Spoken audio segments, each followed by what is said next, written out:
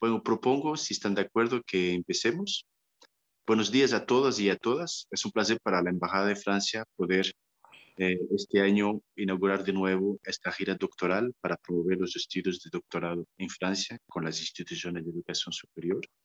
Quiero agradecer especialmente a todas las instituciones de educación superior mexicanas y francesas por su presencia y obviamente quiero transmitir un saludo muy especial a nuestro embajador de Francia, el señor Jean-Pierre Asvazadorian, a la señora directora general del CONACYT, la doctora Elena Álvarez-Huila, y también al doctor Nicolas Sayé del Ministerio de Educación Superior de Investigación y de Innovación de la República Francesa, así como al doctor Ángel Moreno del CONACYT, que es el director del Desarrollo Científico. Para poder entonces dar lugar a esta inauguración de manera formal, me permito dar la palabra al señor embajador de Francia, el señor Jean-Pierre Asvazadorian.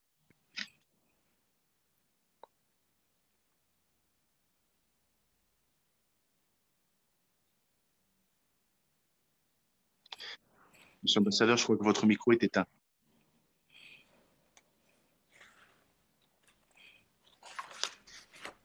C'est bon? Là, c'est bon. Allez. D'accord, parfait. Disculpe. Bueno, estimada doctora Elena Álvarez Builla, directora general del CONACYT, estimado doctor Nicolas Chayet, de la Dirección General de Investigación y de la Innovación del Ministerio de Educación Superior, Investigación e Innovación de Francia, estimadas y estimados representantes de las instituciones de educación superior y de investigación francesas y mexicanas, estimadas y estimados colegas de Campus France, estimadas y estimados estudiantes mexicanos, queridas amigas, queridos amigos, disculpe. Es con mucha satisfacción que abro esta sexta edición de nuestra gira Tu doctorado en Francia, una gira desde ya tradicional que ocupa un lugar central dentro de nuestra agenda bilateral y que manifiesta la profundidad de los lazos que unen nuestras dos comunidades científicas.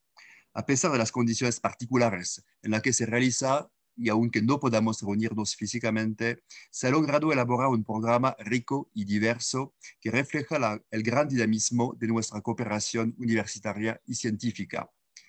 Así es como nuestro gran socio científico, el CONACYT, no solo se hace presente a través de su directora general, que saludo, con quien tuve el placer de intercambiar en el mes de febrero pasado, sino también mediante la participación de varios de sus directores y directoras a nuestros módulos sobre el área de la salud y la investigación en México en general.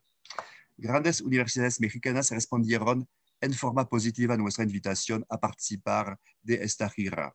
Tendremos el placer de escuchar presentaciones por parte de representantes de la UNAM, de la Universidad Autónoma Metropolitana, de la Autónoma de Nuevo León, de la Universidad de Guanajuato y de centros de investigación como el CIESAS. Del lado francés, notables universidades nos acompañan, como Paris Sciences et Lettres, Paris-Saclay, Lyon 3, Angers, Bourgogne, Franche-Comté, así como también nuestros representantes e investigadores del IRD, del CEMCA, del CNRS, del INRAE, del Instituto de las Américas, de la MUFRAMEX, de la Oficina Euraccess y de la agencia Campus France. Ahora bien, esta presencia diversa no debería sorprendernos, dado que constituye el fiel reflejo de la fuerza de nuestra cooperación. Una cooperación que se manifiesta claramente en los números que vale la pena descartar. En el marco del programa ECOS-NOR, 40 proyectos de investigación en curso, 422 tesis de doctorado defendidas y las 1.315 movilidades cruzadas desde 1994. 6 proyectos de excelencia financiados en forma conjunta por la Agencia Nacional de Investigación Francesa y el CONACYT en los ámbitos del medio ambiente y de la salud.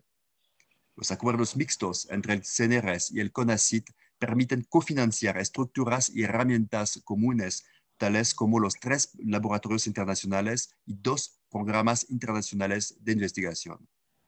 2 redes temáticas, océano y zonas áridas, construidas gracias a un acuerdo entre el IRD y el CONACYT. Esta gira, realizada por primera vez en formato 100% virtual, por las razones que ustedes conocen, responde a varios objetivos. brindar un panorama completo de las formaciones de nivel doctoral y de la investigación en Francia, poner de relieve los programas como por ejemplo ECOSNOR y los proyectos de cooperación científica exitosos en áreas prioritarias tales como la transición energética, la inteligencia artificial, el cambio climático, el turismo sustentable, el patrimonio y la arqueología y por supuesto la salud. Proporcionar una información relevante y actualizada con respecto de las fuentes de financiamiento disponibles para realizar estudios a nivel doctoral en Francia, tanto por parte de Francia como del CONACYT. Ofrece la oportunidad a los representantes de los 16 establecimientos franceses que nos acompañan de tejer nuevos vínculos o reforzar cooperaciones ya existentes con los representantes de las decenas de establecimientos mexicanos que nos hacen el honor de estar presentes hoy. Y finalmente, permitir a los estudiantes mexicanos entablar una relación directa con los representantes de las casas de estudio francesas con el fin de prepararse de la mejor manera posible a la investigación, a la realización de una movilidad en una unidad de investigación francesa en el marco de su tesis doctoral. Estimadas y estimados, no me queda nada más que agradecerles por su participación. Sabemos poder contar con ustedes para construir una ciencia sustentable que nos permita vivir mejor, con mayor equidad, en pos de un desarrollo sostenible. Gracias de nuevo y que tengan una excelente y fructífera gira virtual. Muchas gracias. Muchas gracias, señor embajador de Francia, por estas palabras y este mensaje de bienvenida. Tengo ahora el placer de saludar y de dar la palabra a la directora general del CONACYT, la doctora Elena Álvarez Fuila. Muchas gracias, doctora. ¿Qué tal? Buenos días, buenos días. Les saludo a todas y a todos con mucho gusto, mucho afecto. Me da mucho gusto nuevamente volver a saludar al embajador de Francia en México, al excelentísimo señor Jean-Pierre Asbassa-Douaran de la Embajada de Francia. Y también saludo con mucho gusto al director general de Investigación y Innovación del Ministerio de Educación Superior, Investigación e Innovación de Francia, al doctor Nicolas Chalet, y al doctor Ángel Moreno Fuentes, director adjunto de Desarrollo Científico del CONACYT. En toda la historia de relación con Francia y en esta larga ya tradición de tu doctorado en Francia, estamos en la 6ª edición, como bien lo dijo el embajador, hemos tenido una experiencia siempre positiva, productiva y benéfica para el desarrollo académico de nuestros estudiantes y también para encontrar formas muy virtuosas de sinergias científicas con grupos de investigadores franceses, con instituciones destacadísimas francesas y también las respectivas de nuestro país. En 2014 se firmó un convenio de cooperación entre CONACYT, el Ministerio de Asuntos Exteriores y Desarrollo Internacional de Francia y Campus Francia para favorecer la movilidad de estudiantes mexicanos de doctorado en Francia. Se han tenido, como ya describió, y no voy a repetir porque el embajador hizo un excelente trabajo, una serie de colaboraciones en programas de apoyo combinados con recursos mexicanos a través del CONACYT y del gobierno francés, y estos se han tenido ya en su realización en varias instituciones francesas con éxitos importantes que han sustentado algunos proyectos de investigación científica fundamental de frontera muy importantes, pero también con incidencia social y ambiental. Y esta motivación, tanto de avanzar la frontera del conocimiento como de buscar incidencias virtuosas en el ámbito social, en el ámbito ambiental, de la salud, desde luego, y frente a la pandemia más aún, nos une también al gobierno francés, al gobierno mexicano y al empeño conjunto de las instituciones de educación superior y de investigación científica de ambos países. México tiene presencia en grandes instituciones científicas francesas, como el Centro Nacional de la Investigación Científica, el Centro Francés de Estudios Mexicanos y Centroamericanos, el Instituto de Investigación para el Desarrollo el Centro Internacional de Desarrollo Agrícola. Y sin afán de exagerar, quisiera comentarles que estas interacciones internacionales son para México de las más benéficas, de las que han aportado a las y los estudiantes, a las académicas y académicos mayores beneficios y ventajas en términos de colaboraciones científicas. Hemos siempre encontrado en Francia una gran calidad y también un verdadero espíritu de colaboración horizontal que reconocemos, agradecemos y apreciamos y sustenta el entusiasmo de nuestras futuras colaboraciones.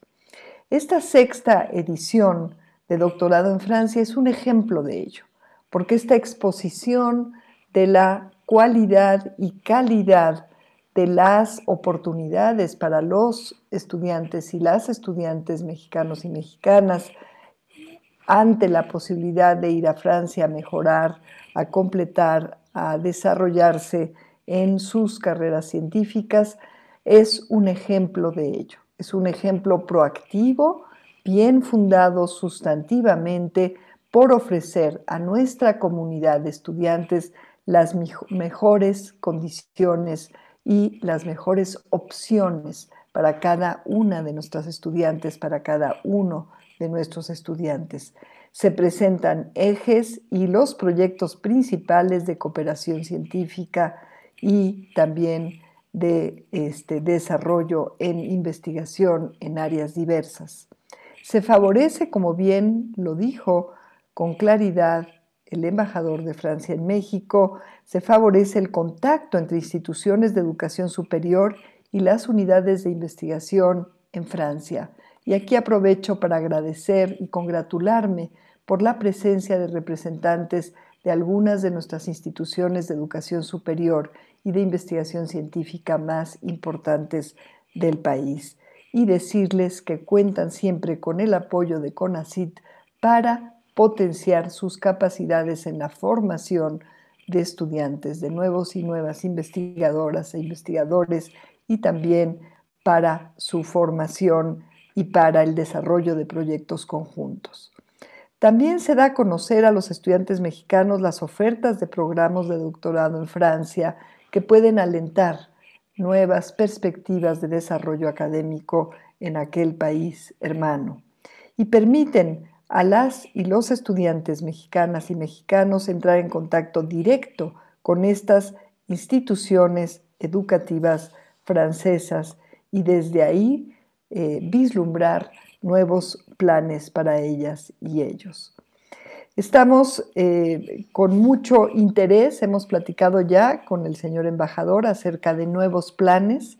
Estamos muy interesadas e interesados desde CONACYT en articular esfuerzos en torno a temas urgentes, también como lo están haciendo otros países del mundo. La pandemia ha dado cuenta de la importancia del énfasis en investigación científica abierta, con prioridad pública, con prioridad en lo preventivo más que lo curativo, puesto que esta pandemia ha sido tremendamente costosa para la humanidad en todos los aspectos y lo que nos llama a hacer como comunidad científica es a reforzar los lazos de colaboración y de perspectivas preventivas, precautorias y muy profundas en el entendimiento de la emergencia de estas enfermedades que pues tienen impactos muy graves a nivel humano, a nivel económico, a nivel social. Entonces, estamos realmente con una convicción clara en torno a esta colaboración y con una gratitud por esta disposición de abrir las oportunidades de formación académica para estudiantes mexicanas y mexicanos en Francia y con toda la convicción de estrechar los lazos de colaboración científica entre México y Francia. Les agradezco mucho, auguro una reunión muy productiva, muy exitosa y estamos a sus órdenes en CONACYT. Les saludo con mucho afecto esta mañana. Gracias y buenos días.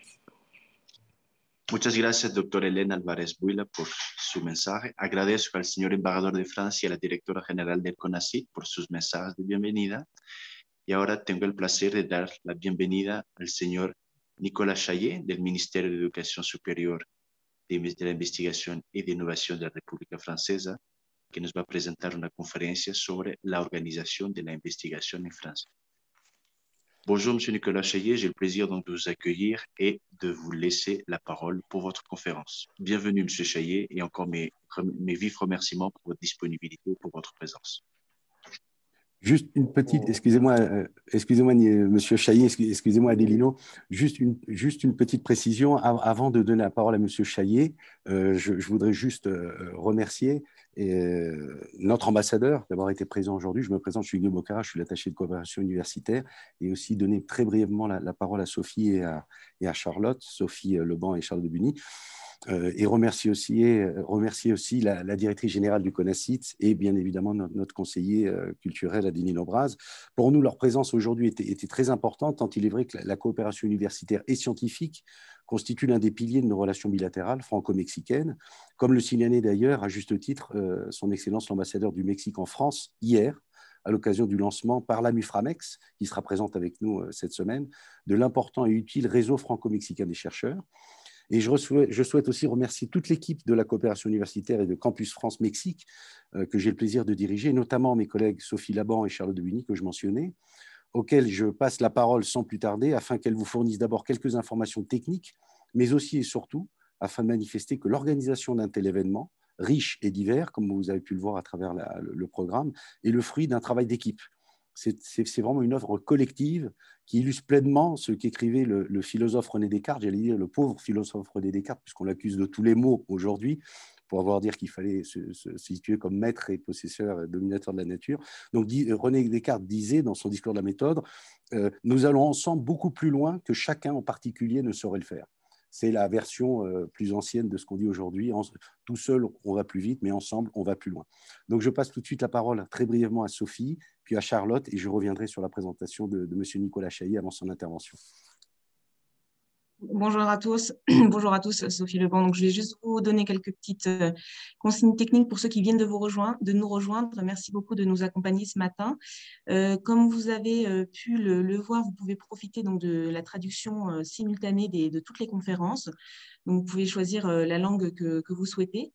Et nous vous invitons également à profiter de la présence de nos intervenants pour poser vos questions, d'utiliser pour cela la petite fenêtre de Zoom questions et réponses, et non pas le chat, s'il vous plaît. Et nous répondrons donc à vos questions à la fin de la conférence. Il y aura un temps dédié pour la réponse aux questions. Voilà, donc je vous remercie pour votre attention, votre présence.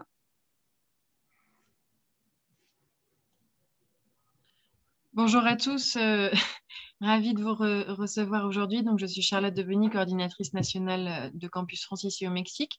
C'est un plaisir de vous recevoir et je ne m'attarderai pas plus.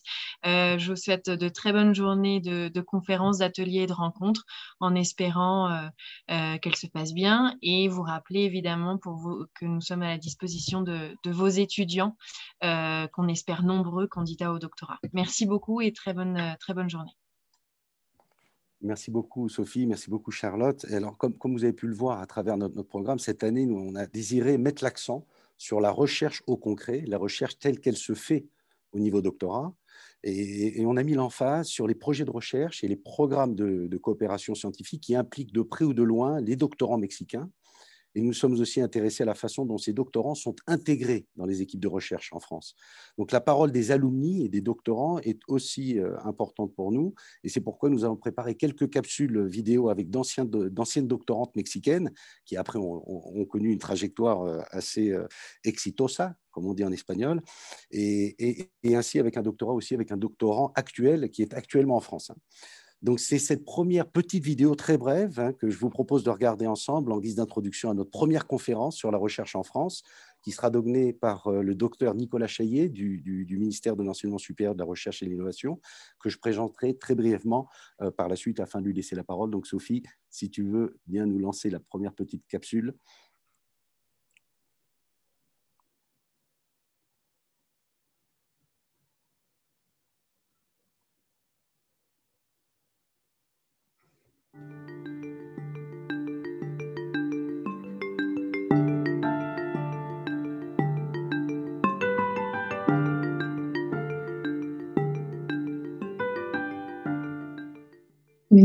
Paula López Caballero. Yo soy historiadora y antropóloga adscrita al Centro de Investigaciones Interdisciplinarias de la UNAM. Y estudié en Francia por una convergencia de antecedentes familiares y un interés intelectual que buscaba preguntas mucho más interdisciplinarias y cruzadas entre la historia, que fue mi estudio de licenciatura, y las ciencias sociales, la antropología y la sociología. Yo llegué a un laboratorio de investigación que se llamaba Génesis y Transformación de los Mundos Contemporáneos y justamente buscaba elaborar una antropología muy histórica y que insertara la dimensión política.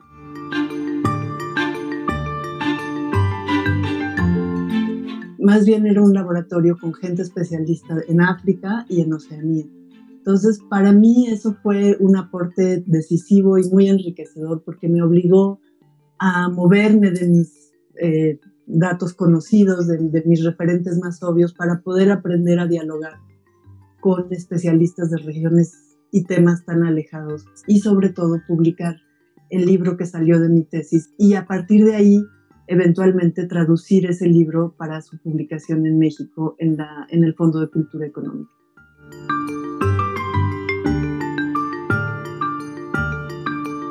La dimensión interdisciplinaria y esta invitación a aprender a dialogar con contextos tan distintos fueron de los dos elementos más enriquecedores y que ahora en México pues he podido mantener gracias a redes.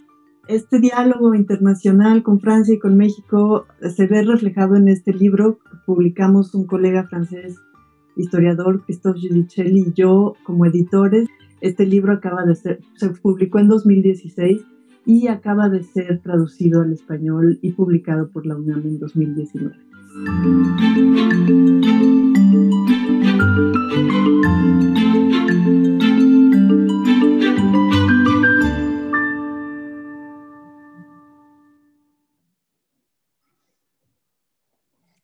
Merci infiniment.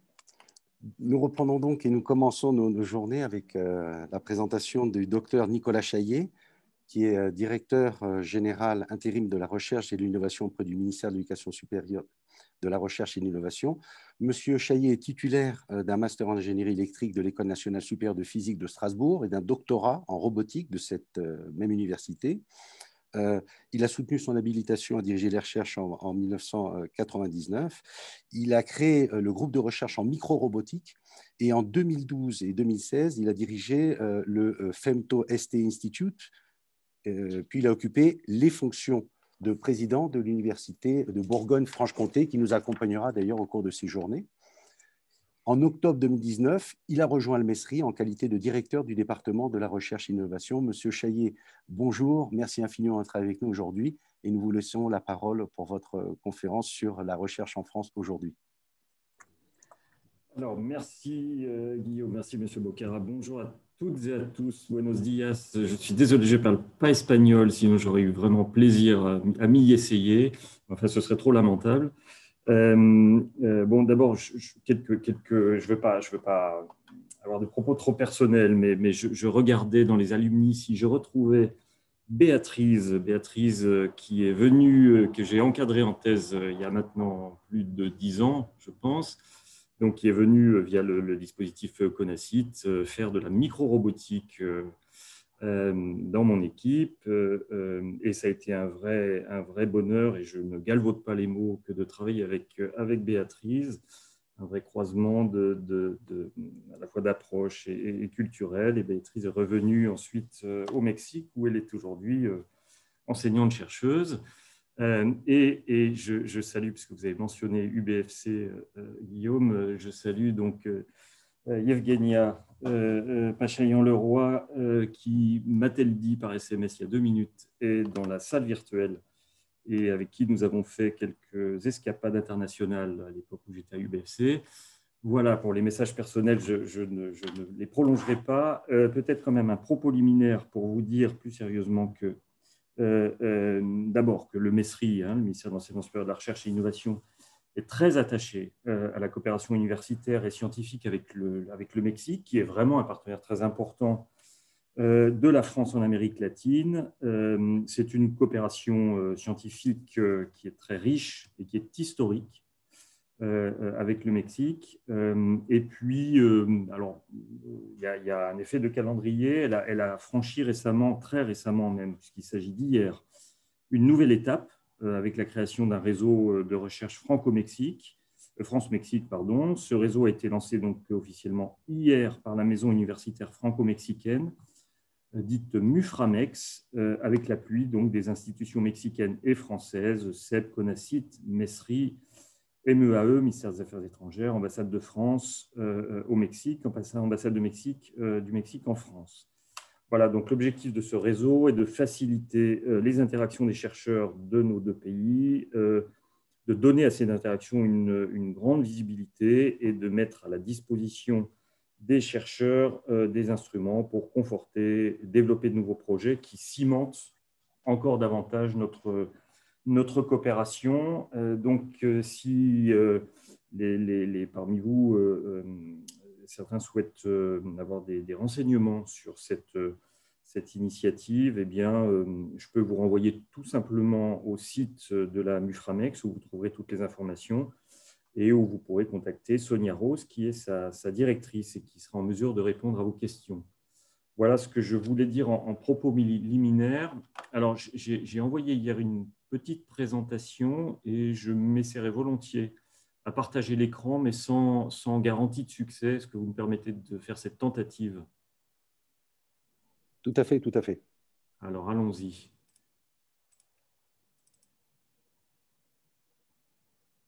Alors, c'est pas ça. Voyez-vous quelque chose? Oui, on voit très bien. Vous voyez la présentation? Nous voyons la présentation, effectivement. Ah, formidable. Très bien. Bon, alors je ne vais pas la mettre en plein écran parce que je crois que ça compliquerait l'exercice.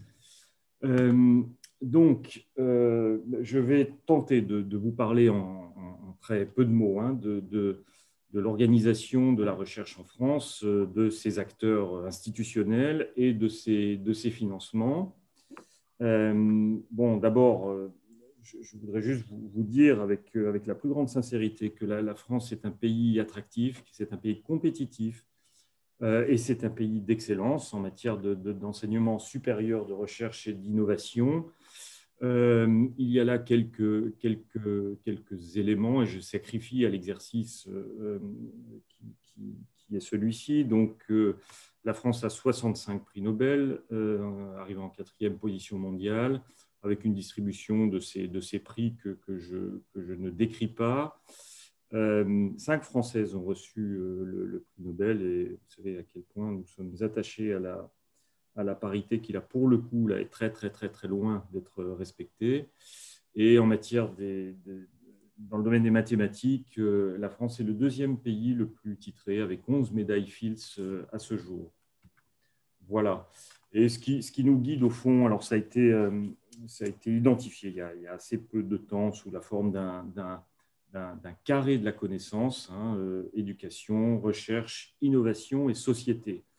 Et au-delà du slogan, ça témoigne du fait que nous sommes très attachés à ce continuum entre la recherche, la formation, l'innovation et l'impact, et donc en particulier sur la société. Voilà, donc l'enseignement supérieur français, il est riche, il est moderne, en tout cas nous le pensons, il est diversifié. Il s'incarne à travers des campus attractifs. Il y a des véritables politiques de vie de campus sur le sport, sur la culture. Il y a les Crous pour en particulier le logement étudiant. Il y a des enseignements de pointe et ce tout au long de la vie puisque les établissements d'enseignement supérieur font, comme dans plein d'autres pays, de la formation tout au long de la vie. Et un certain nombre des établissements français sont vraiment très bien classés dans les classements internationaux que vous connaissez les uns et les autres. En termes quantitatifs, donc, il y a à peu près 150 établissements d'enseignement supérieur sous tutelle du MESRI, donc du ministère de l'enseignement supérieur, de la recherche et de l'innovation. 2,2 millions d'étudiants et 25 milliards et demi de budget pour l'enseignement supérieur donc en 2020. Voilà. Et donc tout ça, évidemment, cherche toujours à se développer, à s'améliorer.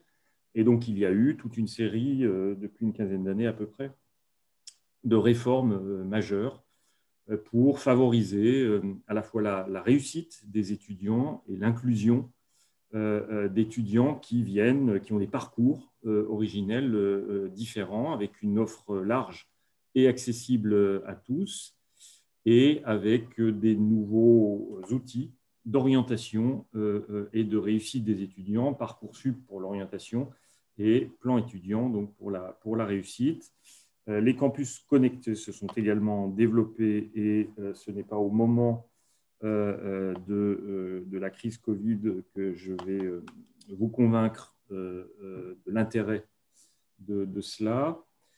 Et puis, bien sûr, comme pour les autres pays, l'appareil enseignement supérieur, recherche, innovation français évolue dans un contexte européen et international, donc européen à travers le processus de Bologne, c'est-à-dire l'espace européen d'enseignement supérieur, qui vise à harmoniser un certain nombre de processus en Europe entre les universités européennes. Et puis, bien sûr, de nombreuses collaborations internationales qui sont, me semble-t-il, tout à fait remarquablement représentées par les liens entre la France et le Mexique. Voilà, donc je l'esquissais il y a un instant, le paysage de l'enseignement supérieur français s'est reconfiguré et ça ne vient pas en un instant, c'est un processus un peu long qui prend une quinzaine d'années et qui aujourd'hui trouve en tout cas à certains endroits une forme d'aboutissement avec la politique de site. Ça veut dire en clair, et ce n'est pas tout à fait anodin à comprendre parce que ça participe de la structuration de l'enseignement supérieur de la recherche en France et pour les étudiants mexicains qui viendraient ici, il n'est pas tout à fait inutile de savoir à peu près où ils mettent les pieds.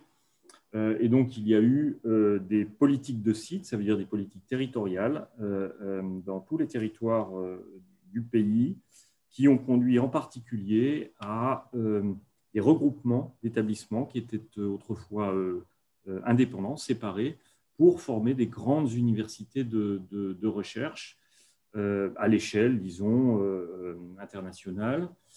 Il y a eu, mais vous avez dû en parler, vous allez en parler, donc la stratégie Bienvenue en France. Il y a bien sûr Campus France, qui est un acteur absolument majeur des relations internationales.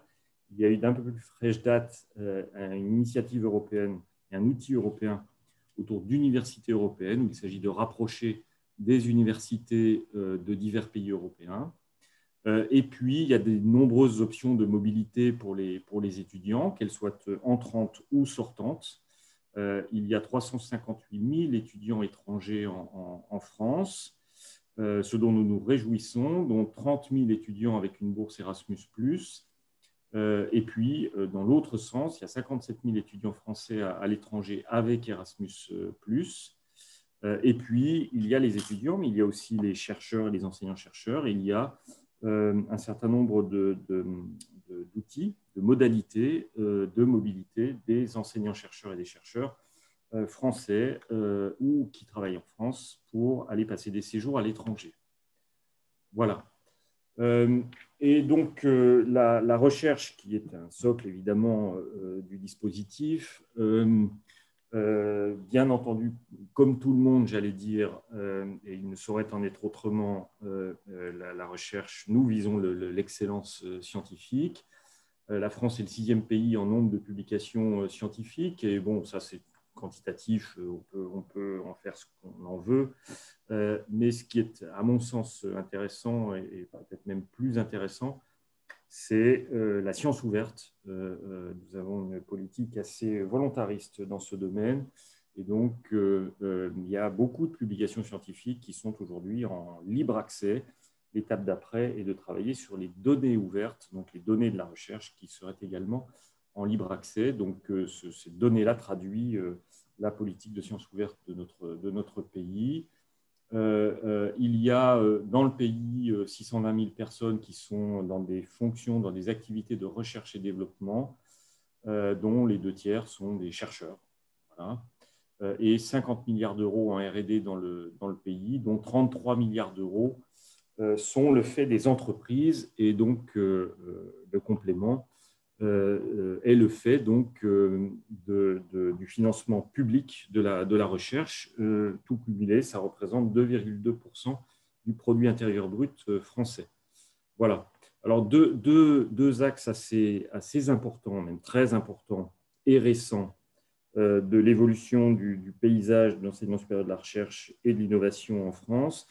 C'est la LPR. Donc, LPR, c'est une loi de programmation de la recherche qui a été promulguée en décembre dernier, à Noël, qui vise à donner beaucoup de moyens et de temps à la recherche de ce pays à travers toute une série de mesures.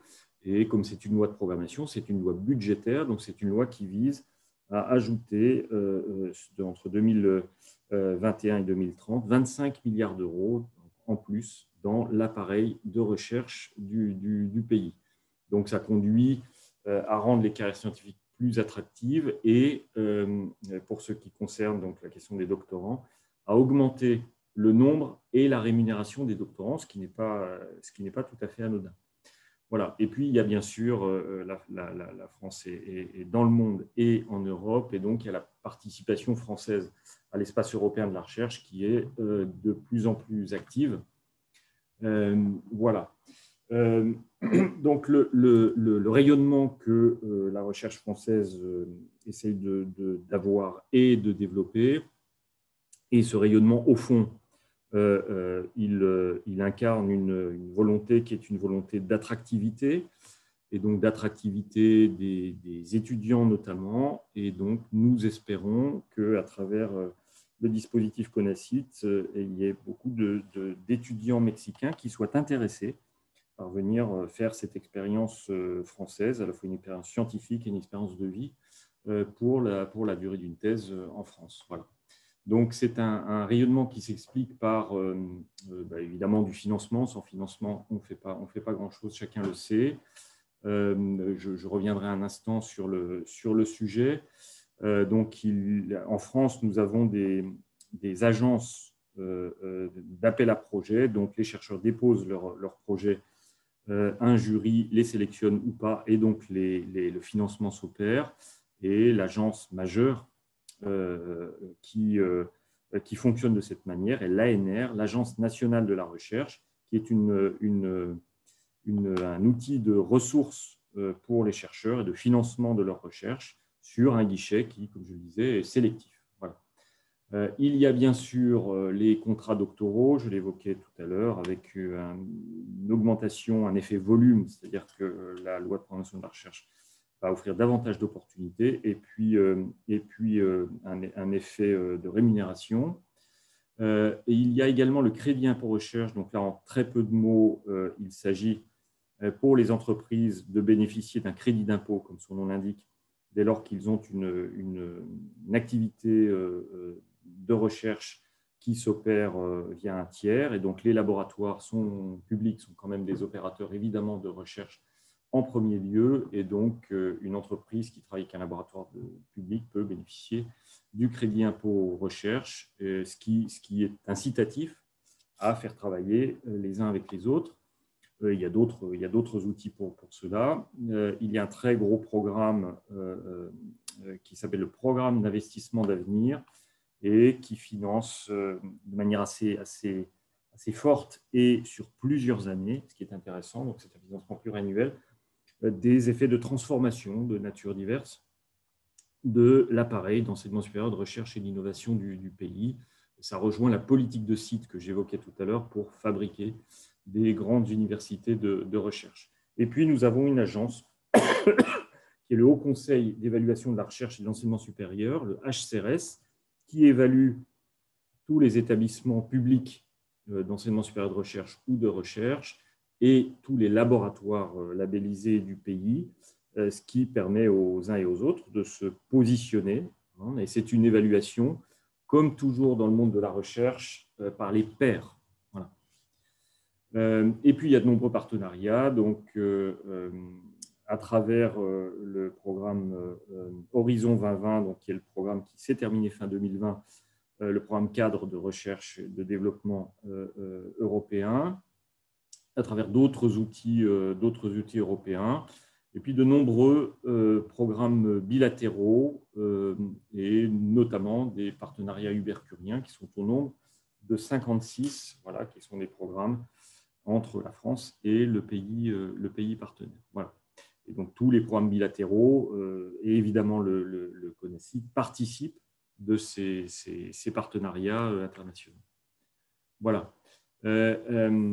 En matière de valorisation, donc la valorisation de la recherche, notamment, pas exclusivement par les startups, mais là c'est plutôt illustré par les startups. Donc la France est le deuxième déposant de brevets au niveau européen, avec un financement qui s'est accru au fur et à mesure du temps pour les entreprises que l'on appelle deep tech, donc de haute technologie, disons les choses ainsi. Et peu importe les chiffres, vous voyez que la croissance est assez forte entre 2013 et 2018 sur les fonds qui sont levés pour développer les innovations de rupture à travers les startups. Voilà.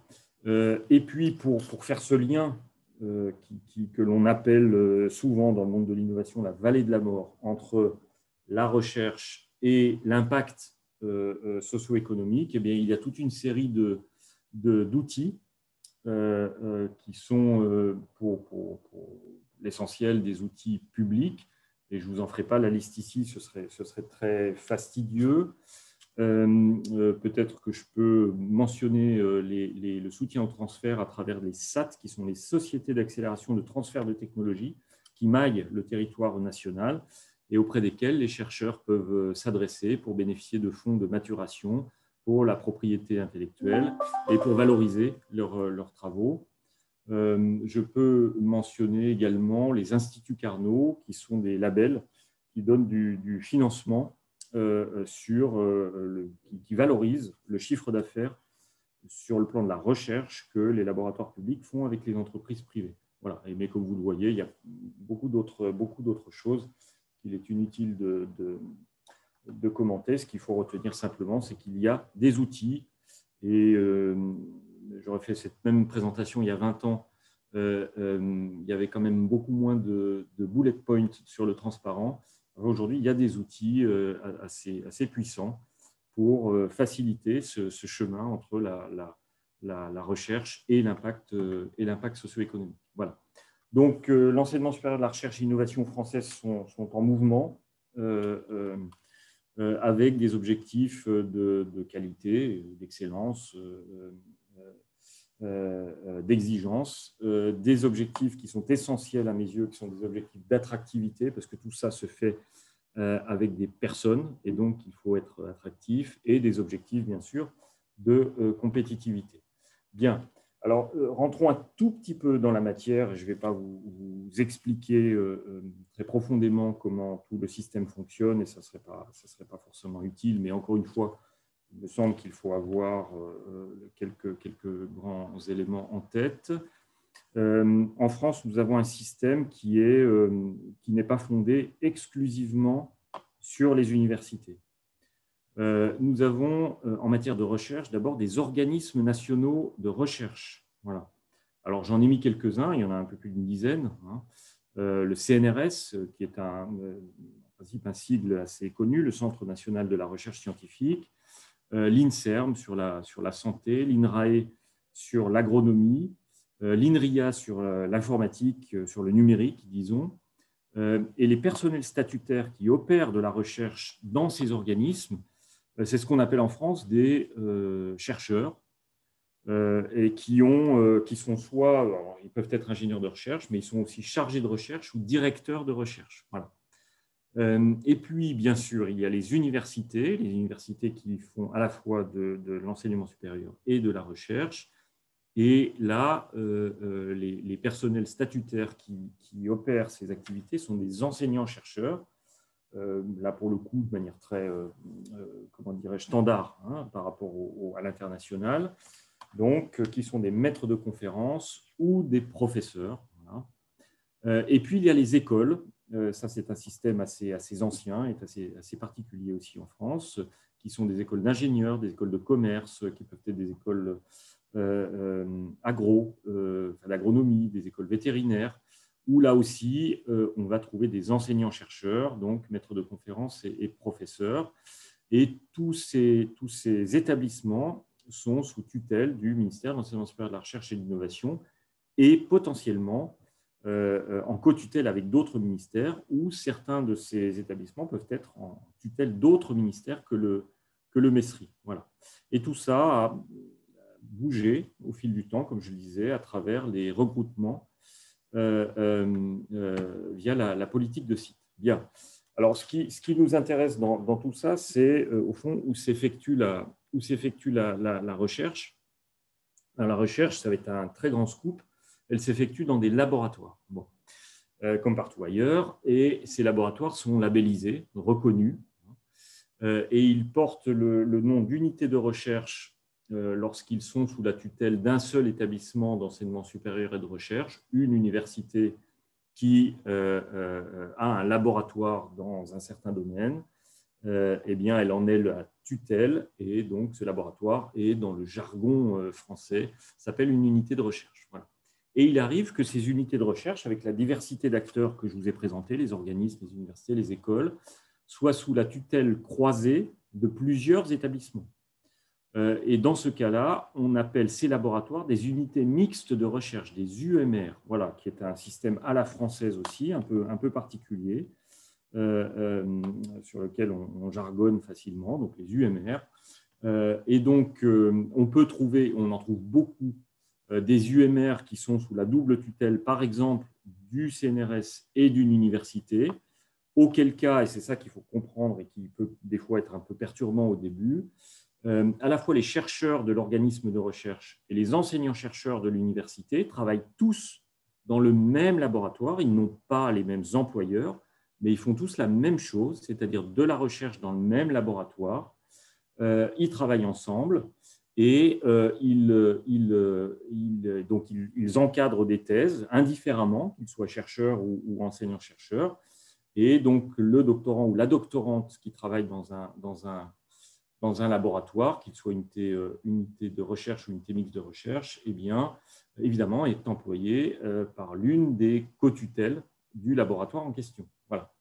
Et donc, la direction de thèse est assurée par un enseignant-chercheur ou par un chercheur, indifféremment, et ça peut être aussi des co-directions de thèse avec plusieurs encadrants, en particulier quand on est dans une situation de sujet de recherche pluridisciplinaire. Voilà.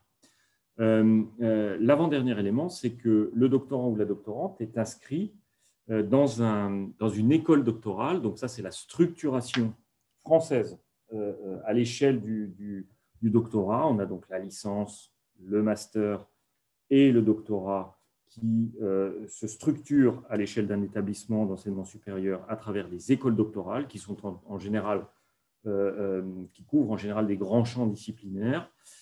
Et donc, être inscrit dans une école doctorale, ça veut dire y suivre des enseignements, soit des enseignements de spécialité dans le domaine de la thèse, soit des enseignements transversaux, des soft skills, comme on dit. Et ça veut dire aussi y avoir un suivi au sein de l'école doctorale qui peut être plus ou moins fort selon les écoles doctorales et leur politique. Et puis, de fraîche date, depuis quelques années, et à la faveur du programme d'investissement d'avenir, se sont créés en France ce que l'on appelle à l'international des graduate schools. En France, on appelle ça des écoles universitaires de recherche. Et ce sont des graduate schools lient le master et le doctorat en fabriquant des parcours un peu continus entre le parcours de master et le parcours de doctorat pour un étudiant. Donc, une entrée dans la recherche par la porte du master est aussi une opportunité de rentrer dans le monde de la recherche français. Voilà, j'en ai presque terminé. Donc, du point de vue du financement, donc, les établissements d'enseignement supérieur de recherche, les organismes de recherche sont financés par l'État par le biais de ce qu'on appelle une subvention pour charge de service public. Donc, c'est le financement que l'État donne annuellement à tous ces établissements.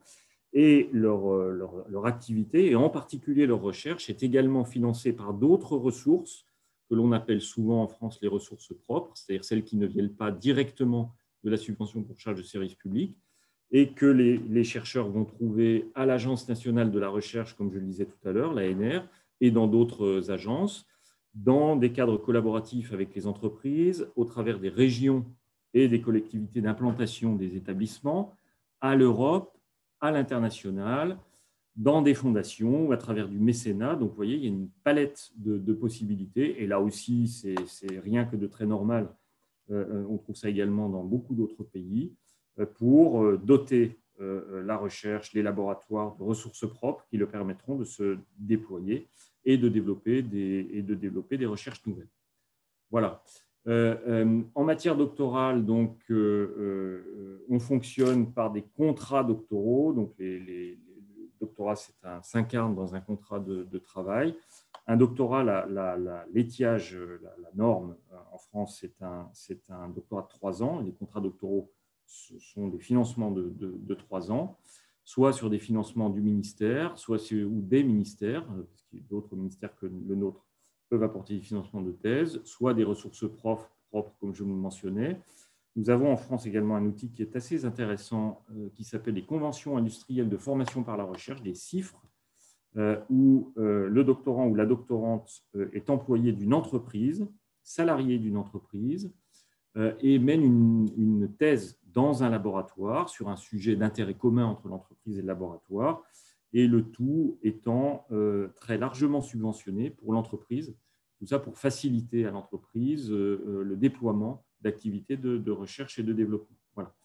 Et puis, il y a des bourses gouvernementales et en particulier, évidemment, je ne vous apprends rien, via le CONACYT. Voilà.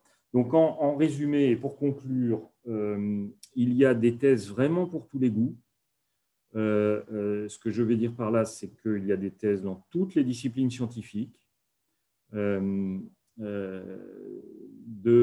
la recherche la plus fondamentale à la recherche la plus appliquée, selon les intérêts, les appétences de chacun, et dans de très nombreux endroits en France, puisque je le disais, et je boucle la boucle, venir en France faire une thèse, c'est bien sûr une aventure scientifique, mais c'est aussi une aventure humaine, et donc on peut avoir aussi des envies de tel ou tel endroit en France, ça n'est pas interdit. Voilà, et donc sur ce, je vous remercie de votre attention et je souhaite à tous nos collègues, les étudiants, nos amis mexicains, la bienvenue, la future bienvenue pour des collaborations et des déplacements et des travaux scientifiques en France. Merci beaucoup. Merci beaucoup, Dr Chaillet, pour cette présentation qui rentre parfaitement dans ce que nous attendons des conférences et des tables rondes qui seront organisées au cours de ces 3 journées, c'est-à-dire parler des outils de la recherche et parler de la recherche depuis ses pratiques aussi. Et là, je pense que vous avez donné des détails importants pour les étudiants sur comment on fait un doctorat, comment on s'insère dans un laboratoire. Alors, on va prendre quelques questions. On a pris un petit peu de retard, malheureusement, mais il y a quand même 2-3 questions. Je vous laisse y répondre, Monsieur Chaillet. La première, c'est, la réponse est oui, mais vous pouvez nous expliquer. Est-il possible d'envisager, c'est une question de Luis David Patino, est-il possible d'envisager une UMR à l'étranger? La création d'une UMR à l'étranger, c'est la première, et je vous pose tout de suite la deuxième, de Benjamin Otto Ortega. Est-ce que des chercheurs mexicains ne faisant pas partie d'écoles doctorales peuvent co-diriger des thèses? Alors, oui et oui. Sur la première question, lorsque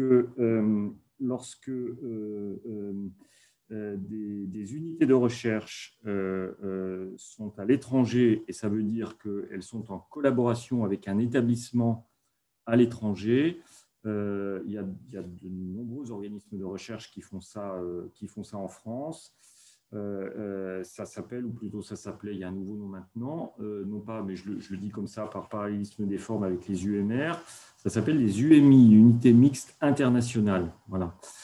Et en général, en tout cas pour le CNRS, ça fonctionne de la manière suivante. Donc, il y a des chercheurs français qui sont dans le pays, donc entre les deux pays, entre les deux établissements, ont défini un domaine d'intérêt scientifique commun. Il y a donc des équipes, un laboratoire international qui s'implantent dans les locaux en général de l'établissement à l'étranger, j'entends vu du côté France, et avec une possibilité, même un intérêt, d'avoir la même chose en effet miroir en France, où les chercheurs du pays avec lequel on partage un laboratoire peuvent venir. Donc oui, ça c'est tout à fait possible et c'est même assez pratiqué. Ensuite, la deuxième question, c'est d'être directeur de thèse sans être dans une école doctorale. C'est le doctorant qui doit être inscrit dans une école doctorale et il doit avoir un co-encadrant dans l'établissement de l'école doctorale. Mais il est tout à fait possible, j'en ai pas parlé ici, mais il est tout à fait possible de faire des co-tutelles. Je ne sais pas si c'est ça qu'il y a au fond de la question, c'est-à-dire qu'un collègue mexicain et un collègue français partagent l'encadrement d'un doctorant ou d'une doctorante et le doctorant ou la doctorante, à ce moment-là, mène une thèse en co-tutelle qui fait l'objet d'une convention. Et la thèse en co-tutelle, ça veut dire en clair qu'elle est reconnue dans les deux pays une fois qu'elle est soutenue. Donc oui, c'est tout à fait possible. Merci beaucoup. Alors, il y a une question qui revient, enfin, ce n'est pas une question plutôt, c'est une sollicitude. Est-ce que nous pourrions partager avec notre public votre présentation avec les collègues? Bien entendu, aucun problème. Aucun problème, bien sûr. Ok. Très bien. Et écoutez, moi, il reste encore des petites questions sur le sujet des financements. Alors, ce que je propose aux personnes qui nous ont posé ces questions, c'est de nous rejoindre pour l'ensemble des ateliers qui sera tenu durant ces journées, où on parlera précisément du financement avec le CONACYT, les bourses aussi qu'offre l'ambassade, les bourses cofinancées. On va parler de toutes ces possibilités de financement. Regardez le programme, et il y a un certain nombre de modules là-dessus. Et quant à la recherche entre la France et le Mexique, la mise en place de DUMI, de l'IA, DUMI auquel faisait référence le docteur Chaillet, et de laboratoires internationaux. On aura demain, justement, 4 modules qui se suivront sur la recherche au concret et des projets de recherche franco-mexicains qui ont été financés par l'ANR ou des laboratoires qui existent ici. Et l'IRD, M. Abdel Sifedine, qui dirige lui ici l'IRD au Mexique et aussi en Amérique centrale, me fait remarquer précisément, par exemple, on a une UMI mathématique à la UNAM avec le CNRS. Donc, il y a une UMI ici qui fonctionne. Voilà.